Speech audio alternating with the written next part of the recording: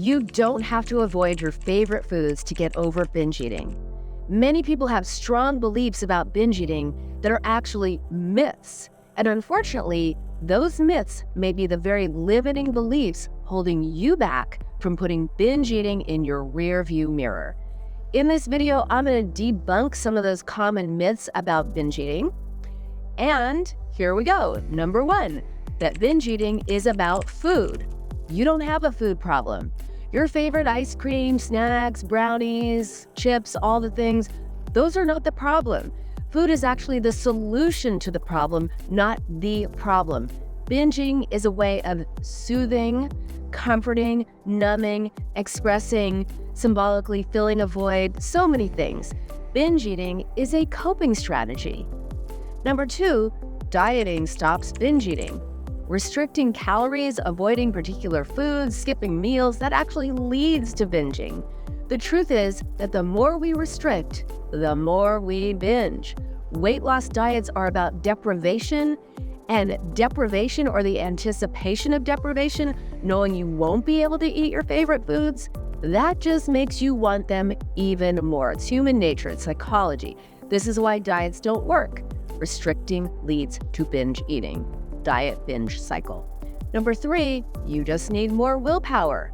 You might blame your lack of control on willpower, but binging is not about willpower or control. If you've been on several weight loss diets, you likely have more willpower than you give yourself credit.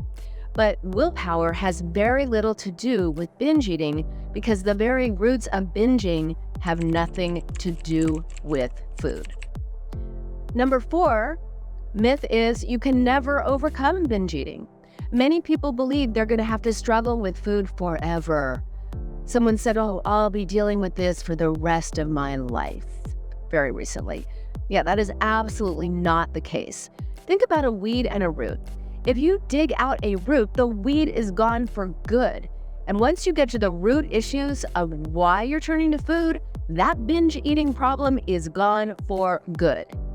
Myth number five is you can never have binge foods in the house. One of my private clients couldn't keep Oreos in the house without eating all of them. After working together, she realized she'd completely forgotten she had Oreos in her pantry, and it had been like a couple of months. That's because when we identify why we're eating instead of focusing on what we're eating, and when we cultivate new ways of expressing and responding to yourself, you stop binge eating naturally. And then you can have Oreos or anything else in the house without a second thought. And you can even enjoy eating them in moderation. How about that? Myth number six, overeating and binging are the same. Most of us occasionally overeat, especially during holidays when excessive eating is part of the celebration. Think about Thanksgiving when overeating is kind of expected and encouraged.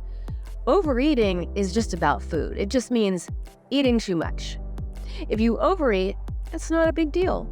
But binge eating involves eating a large quantity of food in a short amount of time, and often so much that it causes physical pain.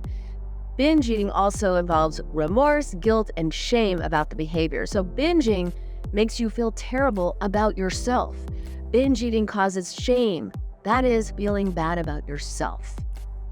Myth number seven, people who binge eat are all overweight. People who struggle with binge eating are of all shapes, sizes, ages, and genders. Anyone can develop binge eating because it's about feelings. It's a way of coping with feelings. Some people who binge are overweight, others are not. Myth number eight, only women struggle with binge eating. Not so much.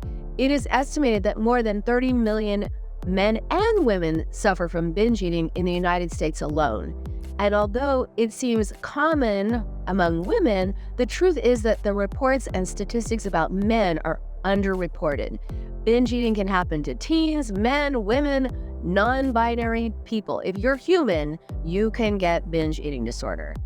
Binge eating disorder is not about food, willpower, or diets. It is a coping mechanism that both helps you and hurts you. But when you dig out those roots behind binge eating, you can be liberated. That means a lifetime of freedom. So you can think about other things and live your best life. So, which of these surprised you? Which myth did you believe was true? Leave a comment and let me know.